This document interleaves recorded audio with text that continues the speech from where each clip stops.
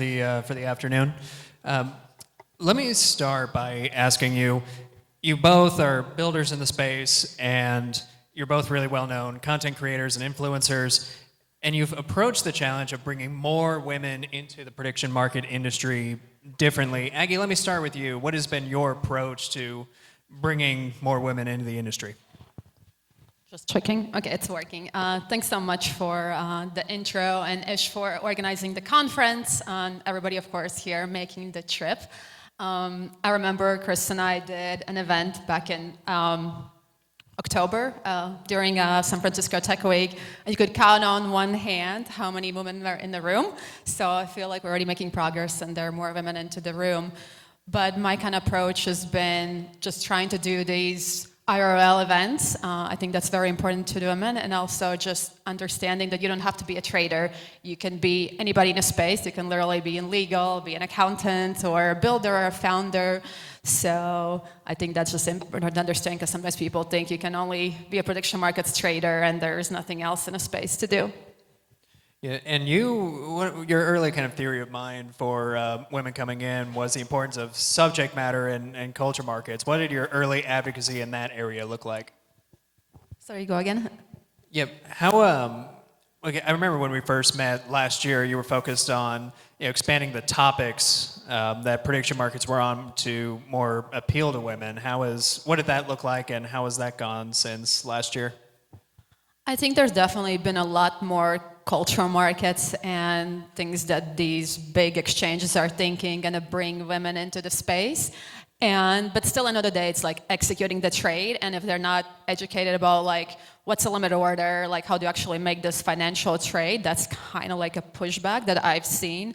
So I think it's really about doing these like educational videos, and I think that's where creators come in as well, where they're actually talking about this, hey, this is how you do these trades, this is how you do research. So I think that's been the missing piece that I've seen personally. Evie, I know when we first met last year as well, you were focused on kind of the risk profile of making a binary bet in general, that maybe if you were to reduce the risk, you could bring more women in based on just a behavioral science perspective. Explain what you were thinking back last year, and how that's gone over the past year as well. Yeah, I think that the most important thing to understand is that men and women have very different game psychology. I'm not going to talk about prediction markets because I don't have as much data on women because it's so new. I'm going to talk about casinos. So if you think about casinos, men will play poker because it's very like risk averse, and it's about competition, about winning. And women also go to casinos and consume it. Just their psychology is very different. They use it as socializing, as relaxation. So they will play like slot machines and bingo. And if you think about prediction markets, say I'm a woman, I open Polymarket and I see these like order books and limit orders, and it's a very difficult interface for me. So if it would be like more simplified, I would use it. So that's why I'm thinking, as a builder, I'm also building a prediction market, that you can build a very simple interface that will be appealing for women, and you can deploy the same markets from Polymarket and Kalshi on those prediction markets. Just it's going to be easier for them to understand. And how have the exchanges, Polymarket in your case, how have they responded to your effort to get more women in? Yeah, I think actually it was really cool because it was like very early days when people started writing on Twitter, and Shane actually reached out to one of my videos and was like, cool, how can we help, which I think is really cool. And I think there was like you probably can comment more about this, but at the very early days I'm talking like influencers talking about prediction markets, that was like end of the summer. There were kind of like badge wars and people getting in groups and separating who's team Poly, who's team Kalshi. And I think that's when a lot of like social media creators started talking more about platforms, and also these platforms started working with creators. You probably can talk more about that. Yeah, I remember we kind of got into the space around the same time, and we were just like, let's just make some tweets. I didn't think I'm gonna get so much into the space. I just found it fascinating myself. I was writing a few articles, and also Polymarket and Kalshi both reached out, and they're like, how can we help? What do you want to do? And I was like, oh, it'd be great to do a couple events and writing a few articles. And then I ended up having a affiliate deal with Kalshi for a few months, and they just wanted me to make videos about it, and it was like creative freedom. So kind of whatever I found interesting, I was just talking about it, and it was super supportive. It was easy to get in touch with them, and I think now after all these crazy valuations, their focus has been somewhere else, and it's not necessarily trying to grow the female audience. So I think that's a great opportunity for smaller markets or newer markets to go and tap that audience.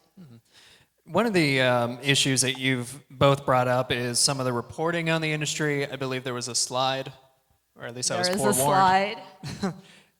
What is the reporting about the industry missing in both of your views?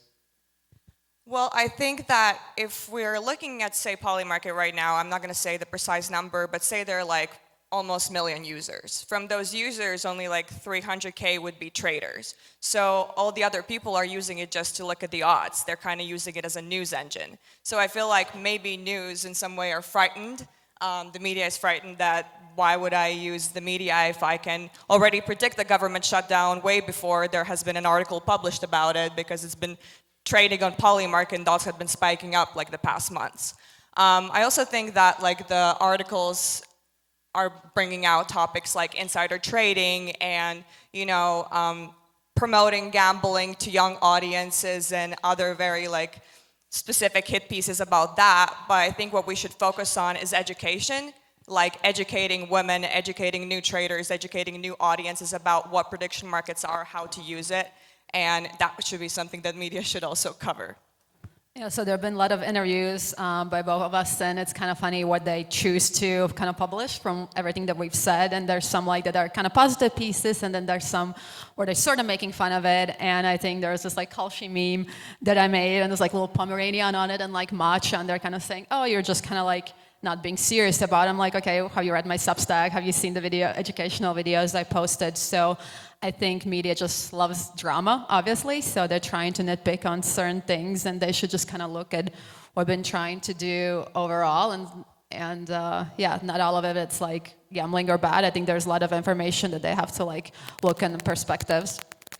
I remember being on X and I saw you and Gigi, all three of you, just quote tweet one right after the other, the Atlantic article that, you know, basically said, oh, you know, these are just, you know, green tea matcha girls, and, you know, they're just doing girl math, trying to get more women and people into the space. Girl math.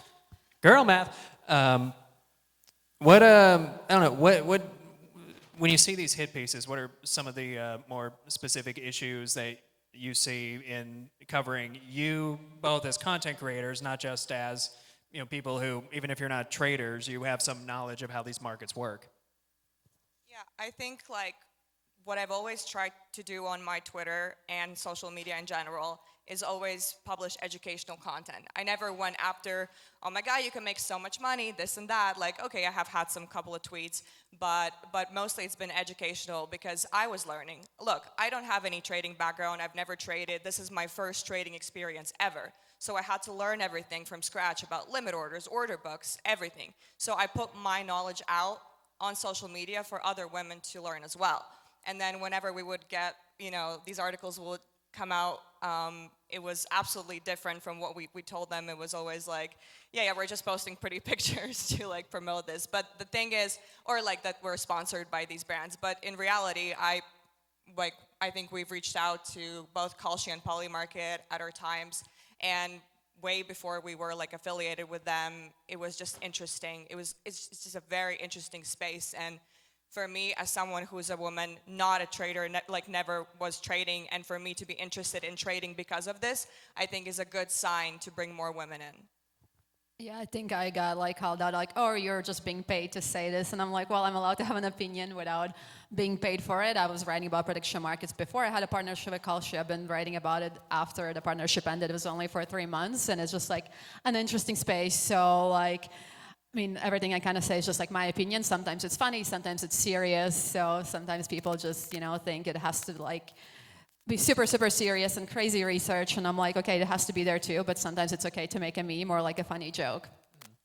Let me ask you about how the community has changed. There's been this shift as prediction markets mainstreamed from this kind of policy wonkish perspective and the interest in the forecasting to the more commercialized versions. We get into the badge wars where both platforms are making a grab for influencers. How has the community changed since the 2025 boom and the badge wars and the influencer grab from last year? I think it's gone through a lot of cycles, and you can use a lot of adjectives, but when I first got into the space, I kind of talked to everybody. I just sent them a DM, and everybody's super responsive. I replied, and I went on a lot of calls and learned a lot, and then kind of, ended up working with Kalshi, and then people automatically put you in a box. Oh, you're a Kalshi girl, so all the poly market people kind of ganging up on you, so I kind of saw the whole badge wars and all that. So if you weren't like with one, then you were like the enemy of other, and I kind of like now like back to more neutral. I'm like, hey, like I welcome all opinions, whether you're pro or against, or one platform or another, or even if you're a newcomer. So it's just kind of been a bit of a crazy cycle, I would say. But yeah, I mean, some people can get like aggressive, but I think all the serious people are agnostic, as the traders were saying. You're just going for what works best for you. I think that where prediction markets are is markets on everything, right? And right now, if we're looking at it, it's 90% politics and sports. And that's something that Polymarket and Kalshi are going after. So I think it's a really good time for smaller builders and creators to create businesses around the other markets, get user bases, and that's like kind of their opportunity. Because I feel like at the very start, when we were calling it prediction market supercycle, people were trying to compete with Polymarket or Kalshi, and now we have a lot of tools built for those exchanges. And I think that right now is a good time to just like take the like untapped markets that maybe are not so popular, because Kalshi and Polymarket are going to go after politics and sports. What are you building, by the way? I'm building a prediction market on creator economy. I'm a creator myself. I've been a creator for the past, almost 15 years at this point.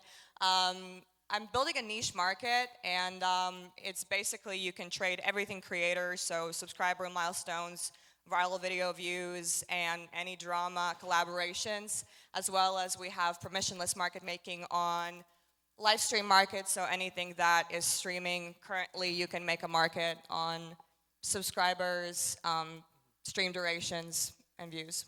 Tell us a little bit about the pivots that you've gone through, because that startup pivot journey has been really interesting, because you've ended up broadening out since you first, and we talked about this idea, I think, in an earlier version on the podcast last year, right?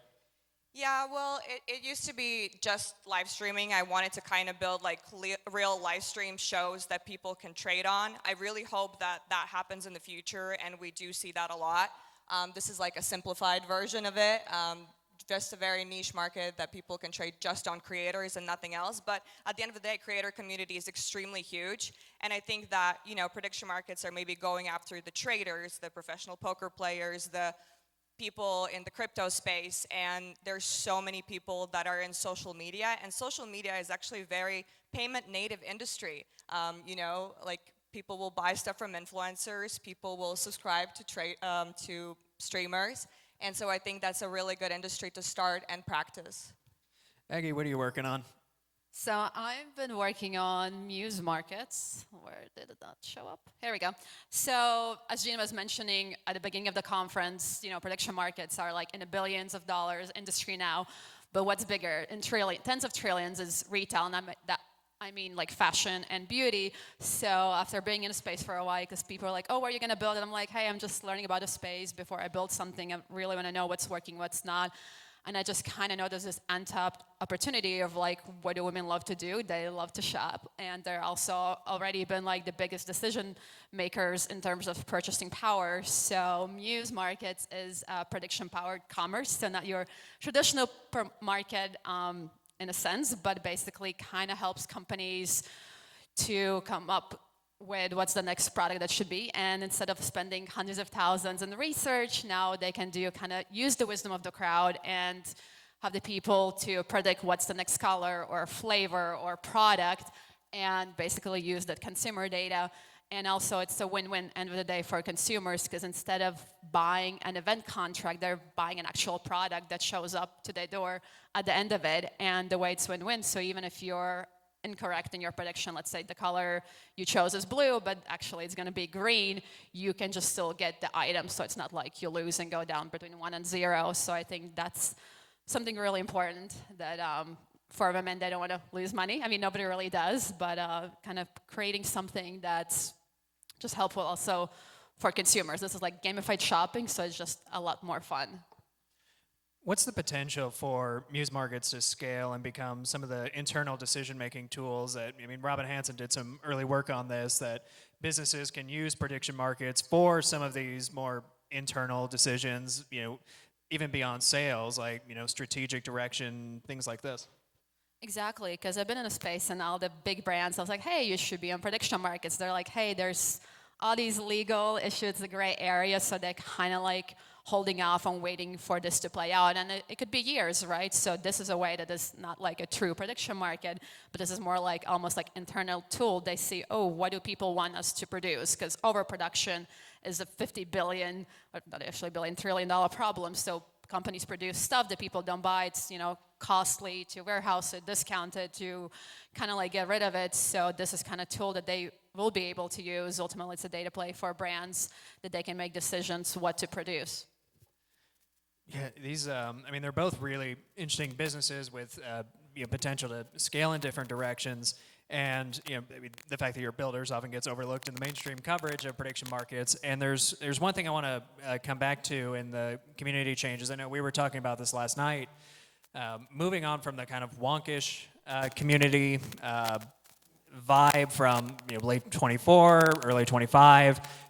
You were worried about some of the toxicity that sometimes emerges in the industry. How much of that was badge wars, and how much of that is still left over from the land grab of 25?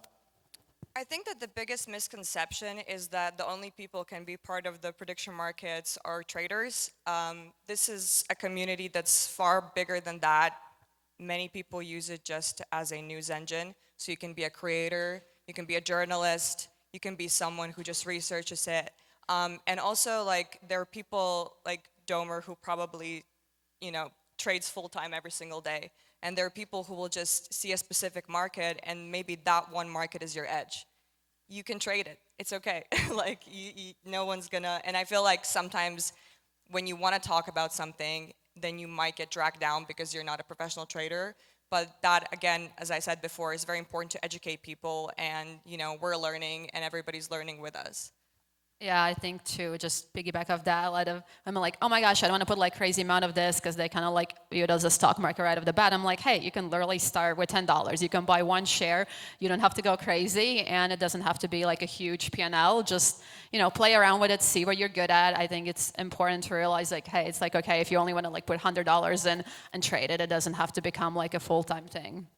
Can I also mention one thing? Like, regarding culture markets, if we're looking at, you know, political markets, like 90% of, you know, all the volume is traded, is politics. If we're taking culture, then the accuracy from, say, 81%, that would be like resolving yes on politics, drops to 62% on culture. That means that the same traders that trade politics and like sports and big markets are also the traders that trade culture. So I think that that's a really good signal to bring more people and show them, you know, the people of social media, the people that have never traded prediction markets before, to show them that, hey, you can have an edge in something like culture, and then make it a wisdom of the crowd. Very cool. And before we wrap, what are some of the other women-owned projects that are being worked on within the prediction market industry?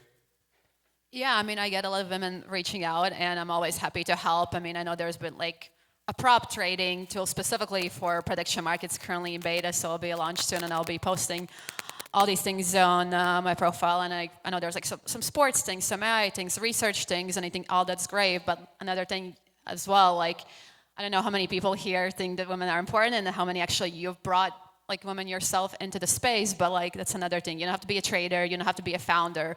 You know, you can be a marketing expert, so hire them on their team. You can be a lawyer, an accountant, all those things. So I think women can join the space as in so many different categories and areas. And I tell all my friends, listen, if you're not interested in trading, but you have like skills in marketing, like you could totally do marketing for prediction markets or communications and growth. And I think it's just important to involve women in every aspect. But there are some women builders that recently also started doing this database where everybody is, what they're doing, what they're building. And I went through the list and kind of just looking at the names. I'm like, okay, there's plenty of women, and maybe not all of them are active on Twitter, but there's definitely a lot more women building behind the scenes. That was interesting. I remember we were talking, I remember it was a few hours ago, but you were talking about the statistic from Kalshi's head of comms, this is to The Atlantic, that women account holders have grown from 13% to 26%. Do you take that number at face value, or are you skeptical of it? Yeah, I saw that number. I was a bit skeptical. I don't think that's true in my experience. Just even if I tell 10 guys about prediction markets, I feel like nine out of them are downloading the apps, whereas I tell 10 women, maybe one of them is downloading. So I just think it's different kind of like mindset. So I don't know how it, obviously I hope I did help grow the whole kind of like audience. And I think the percentage definitely has improved since last summer. I don't think it's necessarily jumped that big of a jump. So maybe that was for like specific market. Maybe they look at just culture markets or something. I don't think that's the overall growth, unfortunately, but I do hope it's going to be 26 one day. Yeah. I think you'll get there. I know coming from sports betting some years ago, one of the common ways to get around, these are predominantly male bettors, and what they would do is they would sign up under their wives' or their girlfriend's information so they can get around any account limits. So that's just, I don't know, I'm interested to see whether that hack is there behind the scenes. Not accusing one way or the other, but that is, I'd be interested to see that, particularly in the sports markets. Yeah, I would love to see the data, how women are trading, how many accounts are setting up, what trades they're making, like what's the risk, like if they're unsuccessful in the first trade, are they coming back and trying to learn more? So I think there will be more like research on that down the road, and I would just love to see it, kind of the psychology behind it, what markets are interesting, stuff like that. So maybe at the next Kalshi research conference, they will kind of like actually have that data. So last question for both of you before you wrap. There's a lot of talking about barriers for women getting into tech, and that's common at these conferences. What support do you want from the well-adjusted men in the audience to welcome more women into the space? Well, I think that, again, education is the best tool that you can give anybody. If I say something stupid on Twitter, or if another woman says something that, is not really what it is, then it would be nice that you correct us in a nice way and help us grow and learn, rather than calling us something awful. Yeah, that's, I mean, obviously there's a lot of like hate comments and all that, and kind of just laugh it off. But yeah, I think it's just kind of explaining it and talking about it and welcoming people into the space. And yeah. All good answers. Well, thanks so much for taking us inside your world, and thank all of you. Aggie and Evie, everybody. Thank you.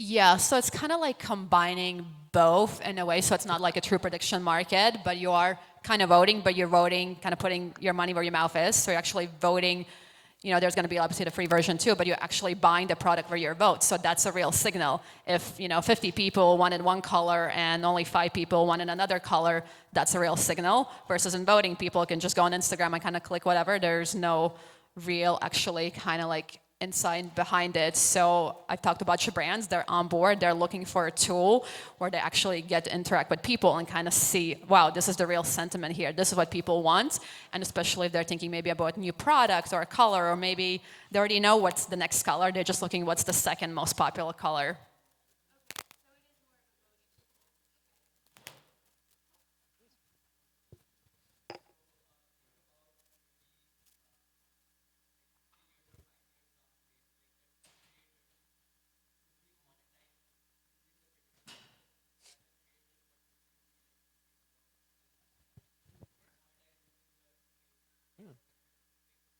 You're thinking whether creators would get like a transaction fee from like the markets?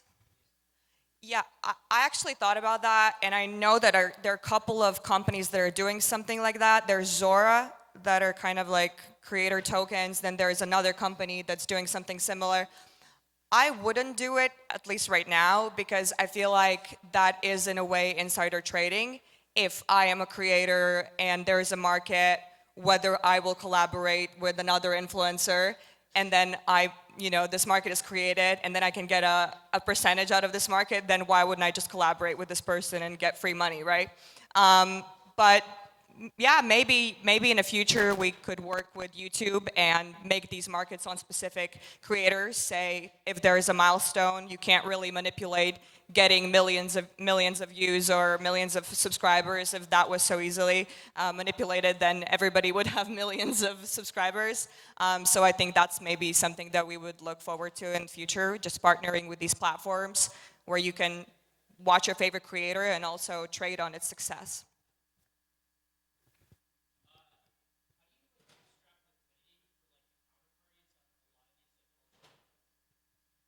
Right now we're in beta, so we're not even like built on chain, but definitely would be looking at a chain that would, help us provide all that liquidity. But we would also like take markets, say from Polymarket and Kalshi, that are on these on creators, and obviously just deploy them on our platform. Going once, going twice. I think that's... Sold. Oh, we made it.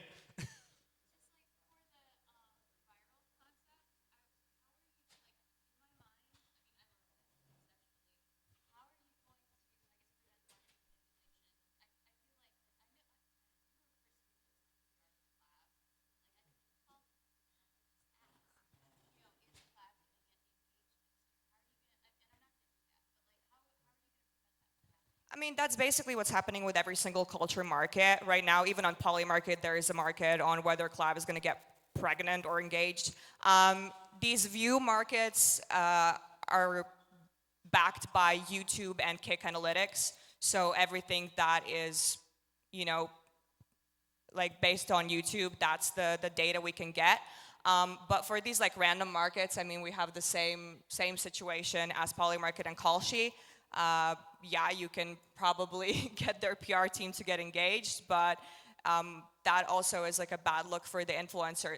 Why would, if there is a Mr. Beast video on who's gonna win the streamer awards, if he manipulates the market, and I'm pretty sure there was a situation where a videographer of Mr. Beast got, he was insider trading and basically got caught. So nobody really wants that. That's a bad press for the influencer. And if a creator is manipulating the market, then why would I follow someone like that? And why would I trust someone like that as its viewer, subscriber? Yeah, I think they would get canceled. All right, that's looking like everything. I'm going to call it. I think we start up again at 3:15. So thank you all again. Thank you so much.